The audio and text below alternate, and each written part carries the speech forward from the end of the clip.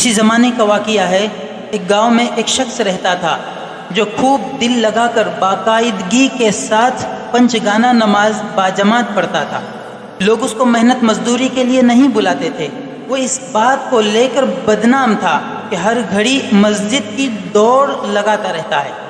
ایک بار زمیندار کے گھر شادی تھی، کام کرنے والے کم پڑ گئے تو اس کو بھی بلا لیا گیا۔ اس نے آنے کی ایک شرط رکھی کہ نماز با جماعت ہی پڑھوں گا۔ زمیندار صاحب راضی ہو گئے۔ کام جب ختم ہوا تو اس کی مزدوری 10 پیسے بنی۔ زمیندار نے اس کو چونی دی جو 16 پیسے کی ہوتی ہے۔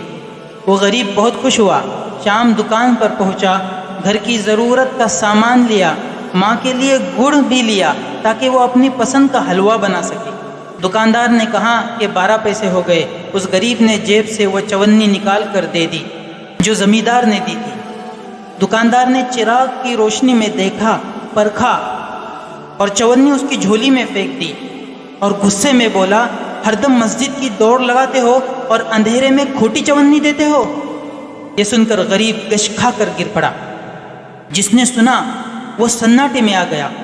کسی نے بتا دیا کہ یہ چونی تو ابھی زمیندار صاحب کے گھر سے اسے ملی تھی۔ ہمدردی میں لوگوں نے اس کے لیے پیسے جمع کیے۔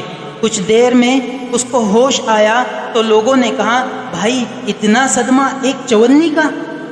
لو ہم نے تمہارے لیے یہ پیسے جمع کر دیے ہیں۔ وہ شخص کہنے لگا، مجھے صدمہ اور بے ہوشی چونی کھوٹی ملنے کی وجہ سے نہیں ہوا۔ خیال یہ آیا تھا کہ اگر قیامت کے دن اللہ نے میری نمازیں یہ کہہ کر میرے منہ پر مار دی کہ یہ تو کھوٹی ہیں تو میں کہاں چلا جاؤں گا۔